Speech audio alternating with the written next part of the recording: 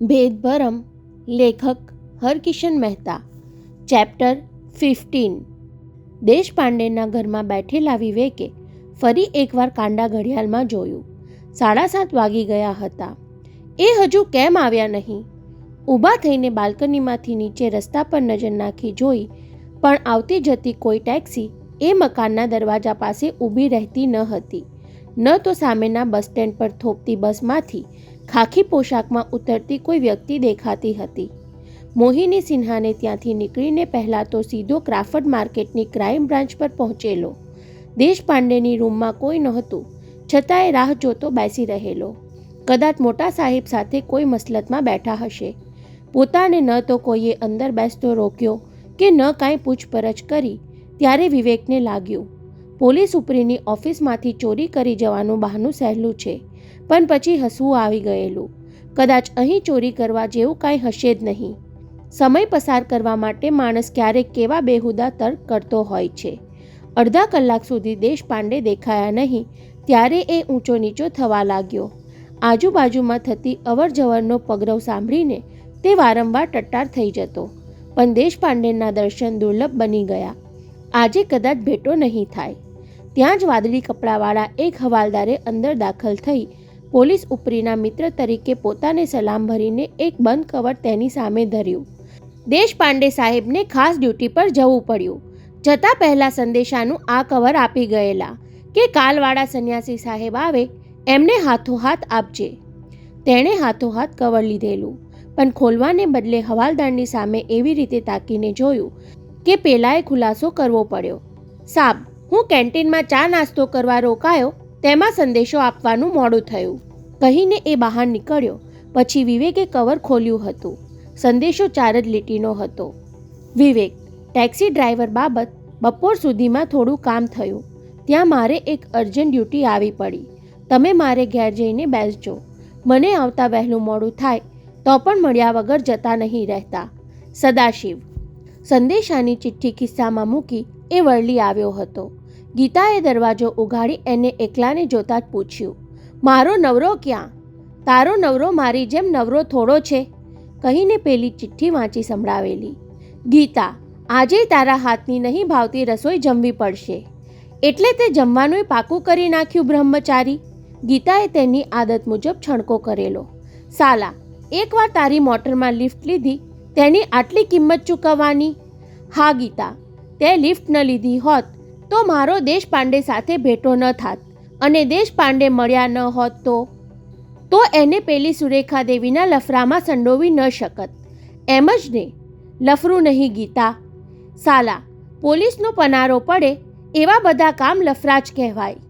દેશપાંડેની રાહ જોવામાં વખત વિતાવવા માટે ગીતાની જીભા જોડી થોડી વાર તો સારી લાગી, પણ ઉચક જીવે બીજા કોઈની રાહ જોતા હોઈએ ત્યારે ત્રીજી વ્યક્તિની વાતમાં મન પરોવાતું નથી. ગીતાએ રસોડામાં ગેસ પર કુકર ચડાવતા અંદરથી ટહુકો તો ચાલુ જ રાખેલો. 7:15 વાગ્યા ત્યાં એને યાદ આવ્યું, અરે, ટીવી પર સરસ મરાઠી પ્રોગ્રામ આવવાનો છે. બ્રહ્મચારી, તું મારી સાથે બાજુમાં જોવા આવે છે? ત્યારે વિવેકે છુટકારાનો શ્વાસ લીધો. નહીં ગીતા, તું જોઈ આવ. મને મરાઠી ભાષામાં નવરા અને ચાંગલા સિવાય ત્રીજા કોઈ શબ્દનો અર્થ સમજાતો નથી. 15 મિનિટથી એકલા પડેલા વિવેકે દેશપાંડેની રાહ જોતા જોતા બપોર સુધી બની ગયેલી ઘટનામાં મન પરોવ્યું. મોહિની દેવીને ત્યાં નીકળતી વખતે વસંતજી દીવાને કહેલા શબ્દો યાદ કર્યા. પ્રિયાના દાદા તને એની સાથે પરણાવવામાં સંમત નહીં થાય, પણ પિતા તરીકે હું કન્યાદાન આપવા તૈયાર છું. ત્યાર પહેલાં દુર્લભજી દીવાને આડકતરી રીતે ઉચ્ચારેલી ધમકી તાજી થઈ. પ્રિયાના બોડીગાર્ડ તને અજાણ્યો સમજીને મારપીટ કરી બેસશે, અને એ પહેલાં મનોજે કંઈક જુદી જ શંકા વ્યક્ત કરી હતી. સુરેખા દેવીની સિટ્રોન કાર રિપેર કરવા આવેલો એ અજાણ્યો માણસ દાણચોર ટોળકીનો હશે? કોણ જાણે, હવે અહીં કોઈ ચોથો ધડાકો સાંભળવા મળશે. દેશપાંડેએ ચિઠ્ઠીમાં લખ્યા પ્રમાણે પેલા ટેક્સી ડ્રાઈવરની કાંઈક બાતમી તો જરૂર મેળવી હશે. મળ્યા વગર જતા નહીં એવો આગ્રહ કોઈ ખાસ કારણ વગર નહીં જ કર્યો હોય. બાલ્કનીમાં ઊભો રહીને કંટાળેલો વિવેક ટેલિફોન પાસે જઈને ઊભો. કદાચ દેશપાંડે બહારથી ફોન કરે. ફોન ચાલે છે તેની ખાતરી કરવા તેણે રિસીવર ઊંચકીને જોઈ લીધું. ઘડીભર તો પ્રિયાનો નંબર જોડવાની લાલચ થઈ આવી, 2 દિવસથી એને જોઈ નથી. એ મને ફોન નહીં કરી શકતી હોય. કદાચ દાદાએ મનાઈ ફરમાવી હોય. પણ ડાયલ પર 4 આંકડા ગુમાવતા સુધીમાં તેણે ઈચ્છા દબાવી દીધી. નહીં, કોઈને ત્યાંથી ફોન પર વાત કરવાનું ફાવશે નહીં. અને ત્યાં ઘંટડી વાગી. ટેલિફોનની નહીં, ઘરના દરવાજાની. કદાચ ગીતા બાજુમાં ટેલિવિઝન જોઈને પાછી ફરી હશે એમ માની તેણે દરવાજો ઉઘાડ્યો તો આવનારને જોઈને તેનાથી પૂછાઈ ગયું, કોનું કામ છે ભાઈ? મારા ઘરમાં મને જ પૂછો છો કોનું કામ છે? દેશપાંડેના અવાજે તેને ભડકાવી દીધો. અરે તમે આ વેશમાં? વિવેક બાઘાની જેમ તેને પગથી માથા સુધી જોતો રહ્યો. ગુજરાતી ઢબે પહેરેલું ધોતિયું, ધોળી કફની, એના પર રંગીન જાકીટ અને માથે ટોપી. ચહેરો ન જુઓ તો ભૂલાવામાં જ પડી જવાય એવો વેશપલટો કર્યો હતો દેશપાંડે. કોણે ઘંટડી મારી? કહેતી ગીતા બાજુમાંથી આવી ત્યારે એ પણ વરને વરવા વેશમાં જોઈને પહેલાં ડઘાઈ ગઈ. પોલીસની નોકરી છોડીને કોઈ નાટક કંપનીમાં જોડાઈ ગયા કે? હા, ખેલ કરવા જ ગયો હતો. પહેલો અંક ભજવી આવ્યો કહીને તેણે માથા પરથી ટોપી ઉતારીને એક બાજુ ફગાવી અને હાથમાં પકડેલી બેગ ગીતાને વળગાડી. વિવેક, આજે મારે જુગાર રમવા જવું પડ્યું. વિવેકના માનવામાં ન આવ્યું. પોલીસ થઈને જુગાર? પોલીસ છું એટલે જ જુગાર રમવા જવું પડ્યું. તેણે જાકીટ ઉતારતા કહ્યું. ખાકી પોશાકમાં કોઈ રમવા ન દે એટલે આ વેશપલટો કરવો પડ્યો. પછી જુગારમાં જીત્યા કે હારીને આવ્યા? પહેલી બાજી તો હારીને આવ્યો. દેશપાંડે 4 મિનાર સળગાવી. પણ એમાં અફસોસ કરવાની જરૂર નથી. સાચા જુગારીઓ પહેલી બાજી જીતવાનું લાભકારક માનતા નથી. ભલે હારીને આવ્યો, પણ આ વેશમાં તું મને મારા વર જેવો લાગ્યો. ગીતાએ ત્રણેયની થાળી પીરસતા ટહુકો કર્યો. ખાકી યુનિફોર્મમાં ઘેર આવે છે ત્યારે તને આવકારવાનો ઉમળકો નથી જાગતો. ગીતાનું વચ્ચે બોલવું વિવેકને ખટક્યું. તેને તો દેશપાંડેની જુગાર રમવાની અર્જન્ટ ડ્યુટીએ કુતૂહલ જગાડ્યું હતું. જમતા જમતા દેશપાંડે પાસેથી જાણવા મળ્યું, સોશિયલ ક્લબને નામે ચાલતા જુગારના એક અડ્ડા પર આજે દરોડો પાડવાનું નક્કી થયું. થોડા દિવસથી ત્યાં તમારા કાઠિયાવાડથી આવેલા કેટલાક વેપારીઓએ જોરદાર બેઠક જમાવી હોવાની બાતમી મળી. ગુજરાતમાં જુગાર રમવાની મજા નહીં આવી હોય એટલે મુંબઈમાં અડ્ડો જમાવ્યો હશે. એમના રંગમાં ભંગ પડાવવાની જવાબદારી મને સોંપાઈ. પણ આજ સુધી એ જીવણા જોગીની લકી સોશિયલ ક્લબ પર દરોડો પાડવામાં કોઈ ફાવ્યું ન હતું. ભારે પેધેલ અને પાવદરો છે એ જીવણો. ક્લબનું મકાન ભૂલભુલામણી જેવું. નીચે 2 ડાઘિયા કૂતરા ચોકી કરે. 2-3 માણસો 24 કલાક આજુબાજુ જાપ્તો રાખતા ફરે. જરાક જોખમ જેવું લાગે એટલે ક્લબમાં સાવચેતીનું સિગ્નલ પહોંચાડી દે. એટલે પોલીસની વર્દીમાં દરોડો પાડવાથી કાંઈક વળે એમ ન હતું. મારા સબ ઇન્સ્પેક્ટર વાઘેલા સાથે અમે ગુજરાતી વેપારી જેવો વેશપલટો કરી ઉપડ્યા. ઝડતીનું વોરંટ અને ખાખી કપડાં આ બેગમાં મૂક્યા. સાથે નિશાનીવાળી 100-100ની નોટોની થોકડી લીધી. અમને એટલી જાણકારી મળેલી કે અમદાવાદના ઉજમશી શેઠ ત્યાં અવારનવાર રમવા જાય છે અને પોતાના સર્કલના વેપારીને ત્યાં રમવા જવાની ભલામણ કરે છે. વાઘેલા સાથે વેશપલટામાં અમે બાબુલનાથ પહોંચ્યા. બાબુલનાથ નામ સાંભળતા જ વિવેક ચોકીને અધવચ્ચે બોલી ઉઠ્યો. દેશપાંડે, તમે દરોડો પાડવા ત્યાં ગયા હતા? એમાં તમે આટલા બધા ચોંક્યા કેમ? દેશપાંડેની મોટી આંખો સહેજ ઝીણી થઈ. પછી કારણ સમજાઈ ગયું હોય તેમ એનાથી હસી પડાયું. સમજી ગયો. મારી વાત સાંભળતા જ તમારા મગજમાં સુરેખા દેવીનો જ મામલો આંટાફેરા કરે છે. અકસ્માતની રાતે એણે બાબુલનાથ પાસે પેલાને લિફ્ટ આપી હતી એટલે એનું નામ સાંભળીને ચમકી ગયા. પણ જીવણા જોગીના જુગારના અડ્ડા સાથે એને શું લેવા દેવા? પછી શું થયું દેશપાંડે? ગીતા અધીરાઈભેર બોલી. તમે જુગારના અડ્ડામાં ઘૂસી શક્યા ખરા? હા, ઘૂસી તો ગયા, પણ ત્યાં જઈને જોયું તો સ્વાસ્તિક વાતાવરણ દેખાયું. એક લાંબા ટેબલ આસપાસ વેપારી જેવા 10-12 માણસો બેઠા હતા. દિવાલ પર ગાંધીજીની છબીને સૂતરનો હાર પહેરાવ્યો હતો અને એક શ્રીમાન ભાષણ આપવાની ઢબે બોલતા હતા. મહાત્મા ગાંધીની સ્મૃતિમાં આપણે જે આશ્રમ ખોલવા માંગીએ છીએ તેને માટે અત્યાર સુધીમાં 1.25 લાખનો ફાળો થયો છે. આપણો અંદાજ 5 લાખનો છે. મુંબઈમાં હજુ આપણે ઘણું કરવાનું છે. બોલતા બોલતા અમને બંનેને જોઈને તેણે ઉમેર્યું, અમદાવાદથી 2 સમાજસેવકો આવવાના હતા, એ પણ પધાર્યા હોય એવું લાગે છે. સમાજસેવકો. હું અને વાઘેલા એકબીજા સામે જોતા રહ્યા. અમે છોભીલા પડી ગયા. તો તમે જુગારના અડ્ડાને બદલે ખોટા ઠેકાણે પહોંચી ગયા હશો, વિવેકે વ્યંગમાં સંભળાવ્યું.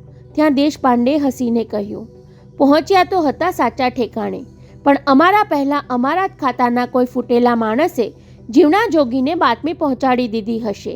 સાલાએ અમારા માટે ટેબલ ફરતી 2 ખુરશી ખાલી રાખેલી. મેં ભાષણનો તમાશો બંધ કરાવી સર્ચ વોરંટ બતાવ્યું તો પણ એનું રૂવાડું ફરક્યું નહીં. ખંદુ હસતા હસતા એણે કહ્યું, સાહેબ, આપે કપડાં બદલીને અહીં સુધી આવવાની નકામી તકલીફ લીધી. તમારે ફ્લેટની ઝડતી લો અને આ લોકોને એમનું સેવા કાર્ય ચાલુ રાખવા દો. બોલતા બોલતા દેશપાંડેના દાંત ભીસાયા. ઝડતી લઈને અમે વધુ ભોંઠા પડ્યા. જુગારનો અડ્ડો હોવાની કોઈ સાબિતી તેણે રહેવા દીધી ન હતી. છુપા દરવાજા કે ભોંયરા જેવું કાંઈ બનાવ્યું હોત તો અમને પત્તો લાગે નહીં એટલી બધી સાવચેતી એણે રાખી હતી. વાત વાતમાં એણે અમને એ જ સંભળાવ્યા કર્યું કે પોતે કેટલો સજ્જન છે, કેવા સેવાના કામ કરે છે, કેટલા બધા મોટા માણસોને ઓળખે છે. આડકતરી રીતે એણે મને કહી દીધું કે હું હજુ મુંબઈના પોલીસ ખાતામાં નવો આવ્યો છું એટલે અહીં ઝડતી લેવા આવવાની મૂર્ખાઈ કરી. સાલાએ મીઠી જીભથી મારું નાક કાપી નાખ્યું. ગીતા એના એ ગુસ્સા પર કાંઈક મજાક છેડવા જતી હતી ત્યાં દરવાજાની ઘંટડી રણકી ઉઠી. જલ્દી હાથ ધોઈને એણે બારણું ઉઘાડ્યું. આવનાર માણસના માથે ટેલિવિઝન સેટનું મોટું ખોખું જોઈને એ ચમકી. અરે, અમે તો ટેલિવિઝનનો ઓર્ડર નથી આપ્યો. ત્યારે પેલા માણસે નામ સરનામાની ચબરખી તેના હાથમાં પકડાવી દીધી. સદાશિવ દેશપાંડેનું નામ તથા ઘરનું સરનામું વાંચીને એ હરખાઈ ગઈ. અરે દેશપાંડે, તે મને સરપ્રાઈઝ આપવા છાના ટેલિવિઝનનો ઓર્ડર આપી દીધો. ટેલિવિઝનનો ઓર્ડર? દેશપાંડે નેપકિનથી હાથ લૂંટતો આવી પહોંચ્યો. કોણે મોકલ્યો આ સેટ? પેલાએ પૂછ્યું, પણ એણે જીભથી બોલવાને બદલે ચબરખીની પાછળ વાંચવાની ઇશારત કરી. મોકલનારનું નામ વાંચીને દેશપાંડેનો ચહેરો રાતો પીળો થઈ ગયો.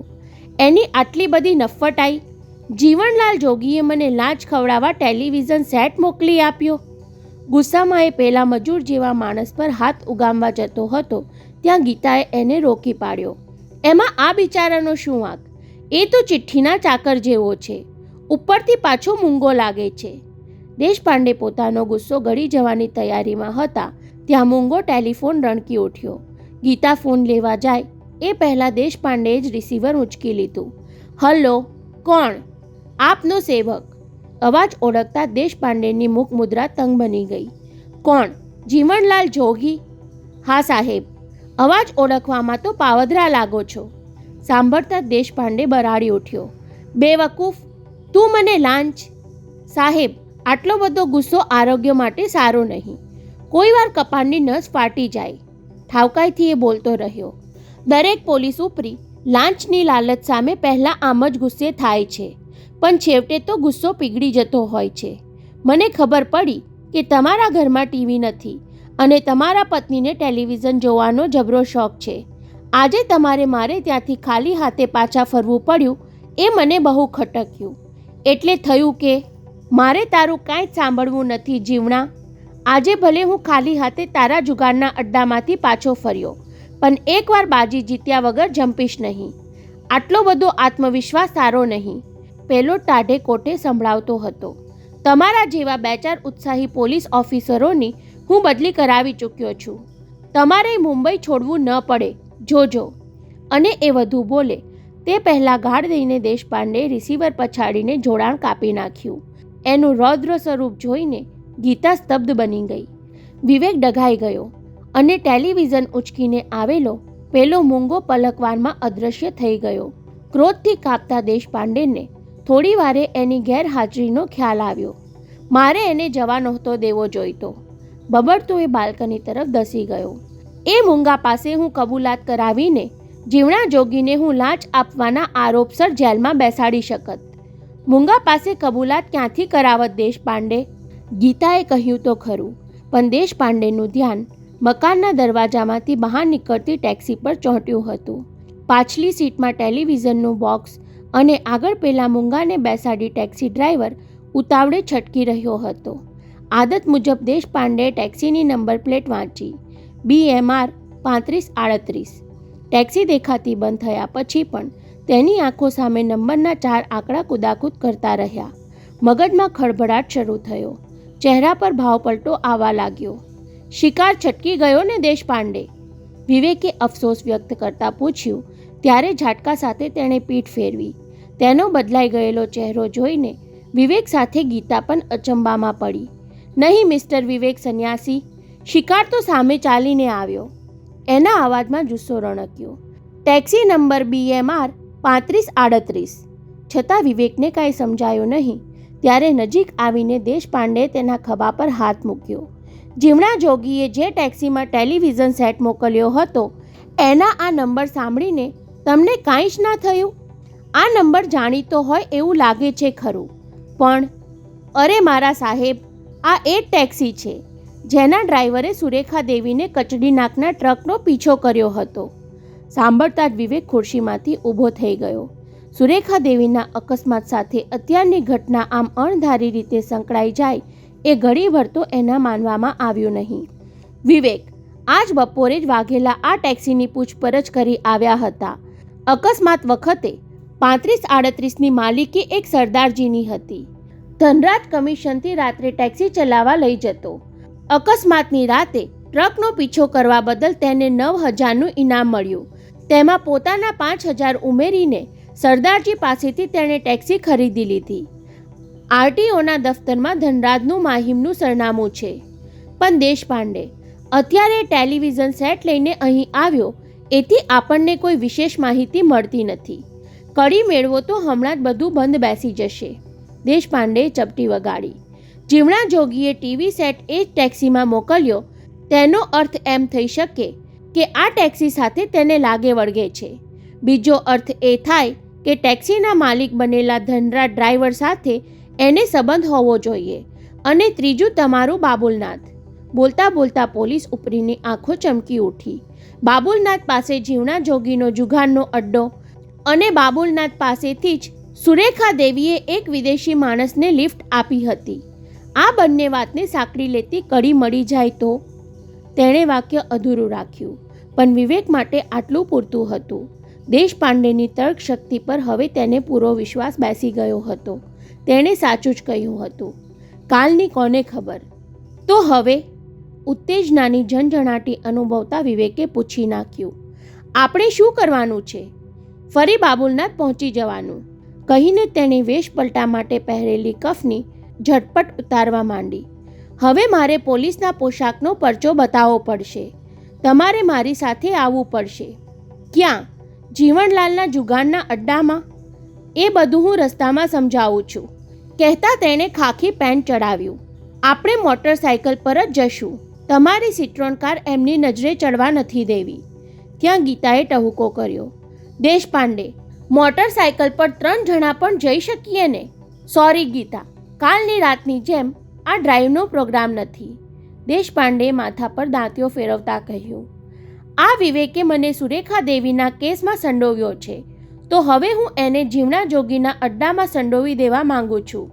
કમોન વિવેક, કહેતો એ વિવેકને જુસ્સાભેર ઘરમાંથી ખેંચી ગયો. પોલીસ ઉપરી પતિના એ જુસ્સા પર ગીતા વારી ગઈ. તેના મનમાં થોડો દ્રાસકોય પડ્યો. એ નાગના દરમાં હાથ નાખવા જઈ રહ્યો છે. સાથે વિવેકને ઘસડી ગયો. વિવેકે કંટાળીને ફરી કાંડા ઘડિયાળમાં જોયું તો 9:15 વાગી ગયા હતા. પોણા કલાકથી પોતે બાબુલનાથ નજીકના એક મકાનના ગેટ પર અંધારામાં ઊભો હતો. બગલમાં તેણે એક પોટલી દબાવી રાખી હતી. પોટલીમાં કાગળનું પડીકું હતું અને પડીકામાં ચોપાટીની રેતી ભરી હતી.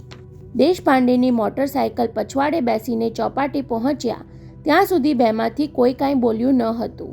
ચોપાટીના છેવાડે અંધારામાં મોટરસાઇકલ મૂકી દઈને દેશપાંડેએ તેને તપાસ કરવા મોકલ્યો હતો.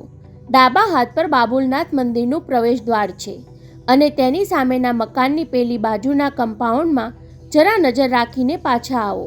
પેલી ટેક્સી ત્યાં પડી છે. તેનું અનુમાન સાચું નીકળ્યું હતું. 3538 નંબરની ટેક્સી ચીંધેલા મકાનના કમ્પાઉન્ડમાં પાર્ક કરેલી હતી. તેના મીટરનો ફ્લેગ એવી રીતે પડેલો હતો કે ન તો કોઈએ રોકેલી હતી ન ટેક્સી ખાલી હતી. વેરી ગુડ, ટેક્સી ત્યાં પડી છે. એ જાણીને દેશપાંડે અડધી બાજી જીતી ગયો હોય એટલા ખુશમિજાજમાં આવી ગયો.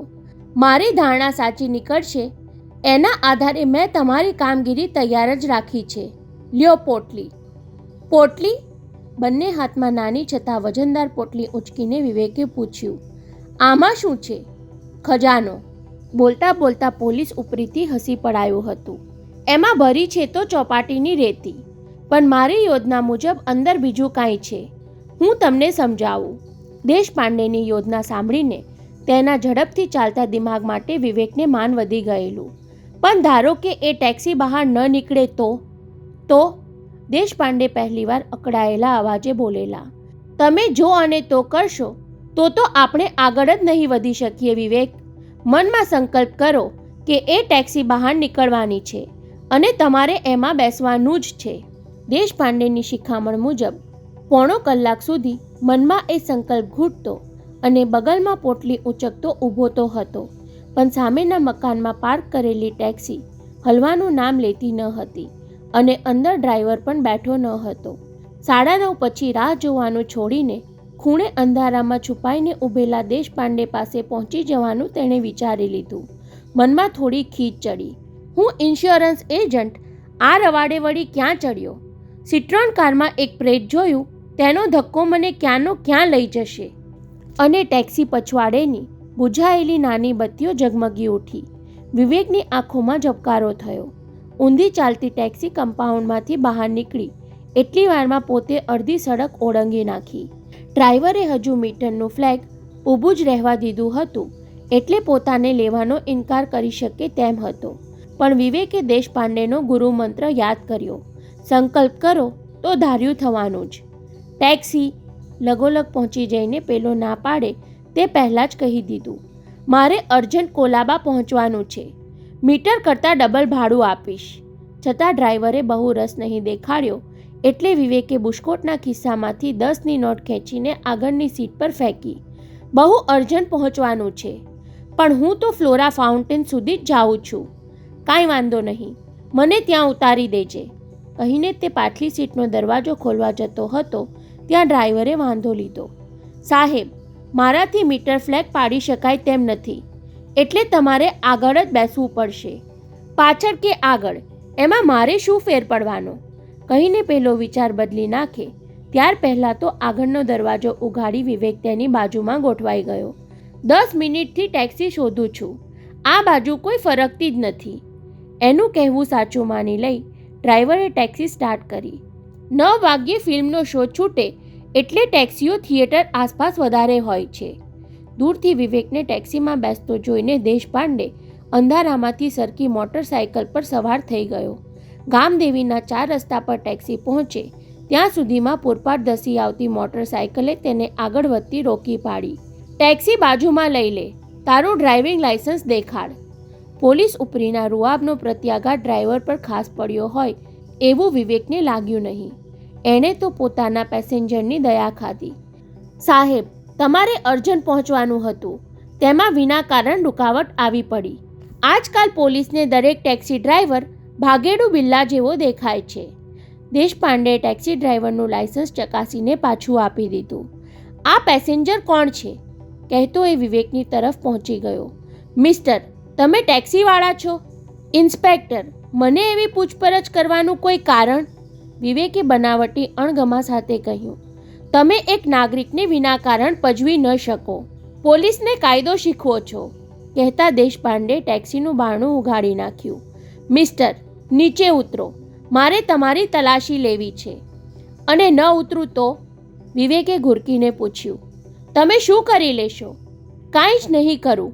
ટેક્સી સાથે તમને બાજુના ગામદેવી પોલીસ સ્ટેશન પર લઈ જઈશ અને ત્યાં તમારી તલાશી લઈશ. ત્યારે વિવેકે નરમ પડી જવાનો દેખાવ કર્યો. સાહેબ, મારા એક સગા હોસ્પિટલમાં સિરિયસ છે, મારે અર્જન્ટ પહોંચવાનું છે, કહીને એ બહાર નીકળ્યો.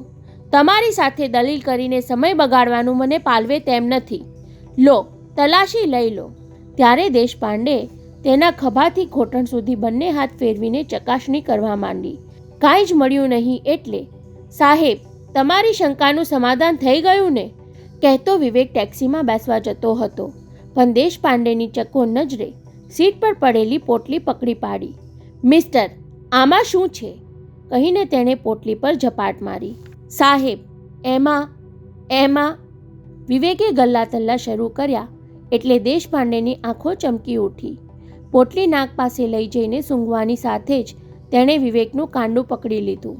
મિસ્ટર, અમારી શંકા મોટે ભાગે ગલત નથી હોતી. તમે ચરસ લઈને જઈ રહ્યા છો એની બાતમી અમને મળી ચૂકી હતી. ચાલો પોલીસ ચોકીએ. ઇન્સ્પેક્ટર સાહેબ, પહેલાં મારી વાત સાંભળો, વિવેકે આજીજી ભર્યા અવાજે કહ્યું. જરા આ તરફ આવો, હું તમને સમજાવું. બંને વચ્ચેની રકઝક નિહાળતો ટેક્સીવાળો આ અણધારી ઉપાધિથી ગભરાયો. હવે પોલીસના લફરામાં અટવાઈશ તો માલિક મને ફાડી ખાશે. 10ની નોટ જોઈને હું ક્યાં લલચાયો. શું કામ આને મેં ટેક્સીમાં લીધો? એ ડ્રાઈવર, તું અહીંયા જ થોપજે. તારે સાક્ષી તરીકે ચોકીએ સાથે આવવું પડશે. દેશપાંડેએ વિવેકની સાથે થોડે દૂર સુધી જતાં કહ્યું ત્યારે એ બિચારો થથરી ઉઠ્યો. શાબાશ વિવેક, તું એક્ટિંગમાં પાસ થયો. દેશપાંડેએ ધીમા અવાજ ગુપસુપ શરૂ કરી. આ ટેક્સી ટ્રકનો પીછો કરનાર ડ્રાઈવરની છે. અત્યારે ડ્રાઈવર તરીકે બેઠેલો આસામી બીજો જ કોઈ છે. હવે મારે શું કરવાનું છે? વિવેકે દબાયેલા અવાજે પૂછ્યું. તમને લાજ ખવડાવીને છૂટી જાઉં ને? હા, 100-100ની નોટો મને પકડાવી દે, પણ ટેક્સી ડ્રાઈવરને તો એમ જ કહેવાનું કે મોટી રકમ ખવડાવી પડી. વિવેકે આજુબાજુ જોવાનો ડોળ કરતા ખિસ્સામાંથી નોટો કાઢી હળવેકથી દેશપાંડેના હાથમાં પધરાવી દીધી અને રૂમાલમાં બાંધેલી પોટલી તેની પાસેથી પાછી લઈ લીધી. ખાનગી લેવડ દેવડ પર કોઈનું ધ્યાન નથી પડ્યું ને એની ખાતરી કરતો વિવેક સિફતથી ટેક્સીમાં ગોઠવાઈ ગયો. ચાલ ભાઈ, જવા દે. ઘડીભર ટેક્સી ડ્રાઈવરના માનવામાં ન આવ્યું. આટલી જલ્દી આણે પોલીસ ઉપરી સાથે પતાવટ કરી લીધી. છુટકારાનો દમ ખેંચતો તેણે ટેક્સી સ્ટાર્ટ કરી. થોડે આગળ જઈને અરીસામાંથી પછવાડે જોઈ લીધું. પોલીસની મોટરસાયકલ પીછો કરતી દેખાઈ નહીં ત્યારે પૂરેપૂરી ધરપત અનુભવી. સાહેબ, તમે કમાલની ઝડપે એને ફૂટાડ્યો. કેટલામાં સોદો પતાવ્યો? 2,500 આપવા પડ્યા. વિવેકે લાપરવાહીનું સ્મિત ફરકાવતા કહ્યું. સોદો બહુ મોંઘો ન પડ્યો. 25,000નો માલ બચ્યો અને પોલીસ ચોકીમાં બેસવાનું ટળ્યું. આવડી પોટલીમાં 25,000નો માલ છે? માલ તો 15,000નો ગણાય, પણ જોખમ ખેડવાના 10,000 મારા છે. વિવેકે થોડું અટકીને ઉમેર્યું. છેક નેપાળથી અહીં સુધી માલ લઈ આવ્યો. 10,000 તો મળવા જોઈએ ને. એમાંથી 2,500 આ સાલો પડાવી ગયો. તોય તમે સરવાળે નફામાં જ રહ્યા સાહેબ. ડ્રાઈવરે સૂકા હોઠ પર ભીની જીભ ફેરવતા કહ્યું. તમારી સોદાબાજીએ મને આફતમાંથી ઉગારી લીધો. અમારે તો આ રોજનું થયું.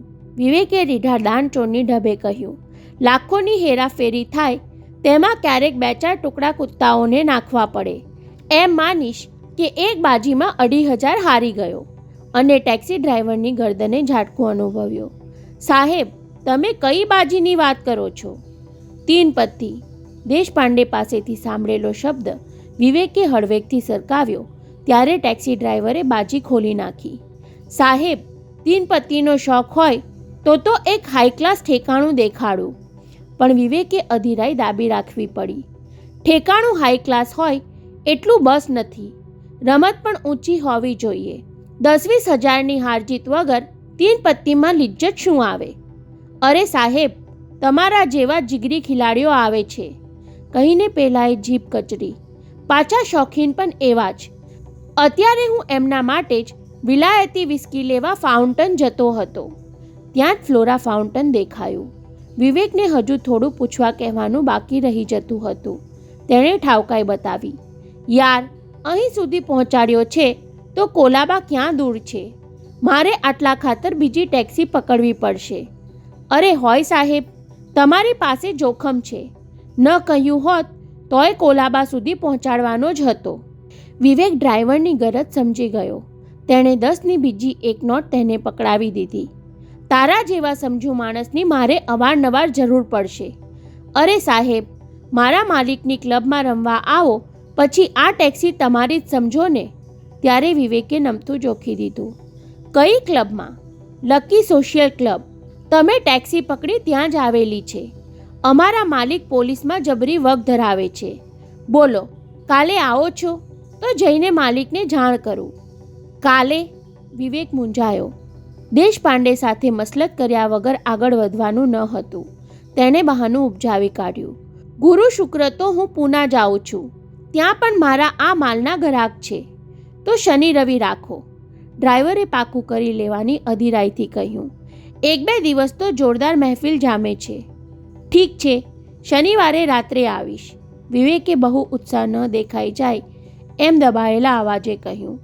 એકાદ વખત રમવા બેઠા પછી ખ્યાલ આવે કે કેવી મજા જામે છે અને તરત જ હાથ ઊંચો કર્યો.